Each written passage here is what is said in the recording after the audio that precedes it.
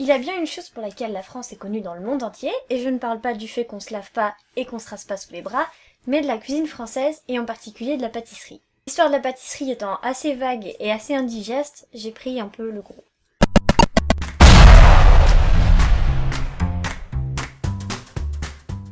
Commençons par l'Antiquité. Il y a de ça 7000 ans, les premiers gâteaux étaient un simple mélange de farine, de lait et de miel. Ils étaient ensuite desséchés sur des pierres au soleil et servaient d'offrande pour les dieux. Ils étaient appelés obélias, qui signifie offrande. Au temps des grandes découvertes maritimes, les biscuits secs ont joué un rôle très important, car ils permettaient pendant de longues semaines la subsistance des équipages. En 1645, la découverte de la levure biologique va aussi jouer un très grand rôle dans notre art national. C'est à partir du XVIIIe siècle que la pâtisserie se met vraiment au service de la royauté et du goût. Les plus grands chefs pâtissiers travaillent pour la cour de Versailles. Cette époque voit par exemple l'invention de la crème chantilly par Vatel, ainsi que de la meringue. La pâtisserie est alors un signe de luxe et de distinction. Le XIXe siècle, quant à lui, est représentatrice d'une pâtisserie dite ornementale. Antonin Carême est l'un des premiers pâtissiers réellement reconnus pour cet art. Il est le créateur d'une pâtisserie dite moderne. Les années 70 ont vu la pâtisserie se développer dans un sens un peu plus industriel, et les desserts commencent à évoluer selon les modes. À partir du XXe siècle, les talents français ont commencé vraiment à se démarquer. La pâtisserie n'est plus seulement un agrément des salons de thé, mais bien un art qu'on peut maintenant apprécier et déguster seul. Au fil du temps, de plus en plus de pâtissiers sortent du lot, alors que les pâtissiers étaient souvent considérés comme des sous-cuisiniers. La pâtisserie française a donc gagné de plus en plus de légitimité et est devenue le symbole mondial de la pâtisserie. Il faut savoir que des personnes du monde entier viennent étudier auprès de nos pâtissiers, et que la France a gagné de nombreuses fois le championnat du monde. Pour finir, je vous propose de découvrir 5 histoires de noms de pâtisserie. Commençons par la chocolatine. Alors que l'Angleterre domine une partie de la France, ils étaient déjà fascinés par notre cuisine. Et les Anglais étaient particulièrement friands de nos pains au chocolat. Ainsi, lorsqu'ils allaient dans nos boulangeries-pâtisseries, ils demandaient « I would like some bread with chocolate in ». Avec un meilleur accent que le mien, vous pouvez voir que c'est assez proche de chocolatine.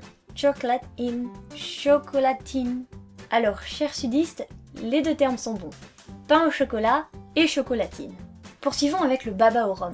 On doit ce dessert au roi de Pologne, Stanislas Lęczyński. Au XVIIIe siècle, alors qu'il est en exil en France, il devient le duc de Lorraine. Il s'installe alors dans le château de Lunéville, dans la région de Nancy. Lassé de manger des kouglof qu'il trouve trop secs, il demanda à son pâtissier d'y remédier. Ce dernier arrosa la brioche de vin de Malaga, le parfuma de safran, et lui ajouta de la crème pâtissière ainsi que des raisins de Corinthe. Le résultat fut une véritable révélation pour le duc, qui était fan des Mille et une nuits et qui décida donc d'appeler ce dessert Ali Baba.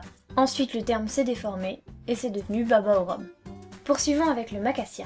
Le macassia, qui veut dire pain en créole, était le repas des esclaves. Cela consistait en fait à se débarrasser de la pâte à pain de la veille. Comme ce n'était pas très bon pour faire passer la pilule, la solution fut que comme l'huile en produit, de rajouter du sucre. Et voilà, le macassia est né. Et surprise, ce n'était pas si mauvais que ça. De pain d'esclave, c'est devenu en fait le petit pain préféré pour les goûters créoles. Passons à la religieuse. L'histoire de la religieuse est beaucoup plus banale, et ça tient juste que les petits choux sont glacés d'un glaçage de chocolat noir, et que la couleur noire rappelait la robe des religieuses. Terminons par l'histoire du financier. Au XVIIe siècle, de petits gâteaux ovales aux amandes étaient préparés par les sœurs de l'ordre des Visitandines à Nancy en Lorraine. Ces petits gâteaux appelés des Visitandines étaient sûrement faits pour ne pas gâcher le blanc d'œuf, le jaune d'œuf étant utilisé comme fixateur dans la peinture des sœurs. La plupart des gâteaux à base d'amandes n'étaient plus trop consommés après la Renaissance, tout simplement parce que l'arsenic sent exactement comme l'amande amère, du coup on évitait. En 1890, un pâtissier du nom de Lasne remit les Visitandines au goût du jour. Comme son magasin était tout près de la bourse, sa clientèle se composait en grande partie de financiers voulant manger très vite le midi. En plus, ce gâteau ne salissant pas les doigts, c'était encore mieux pour eux. Et Lasne changea la forme de la pâtisserie à la base ovale pour lui donner la forme d'un lingot d'or. Le financier était né. Merci à tous d'avoir suivi cet épisode, j'espère que ça vous aura plu. Mon Facebook, mon Twitter, abonnez-vous. Et à la fois prochaine!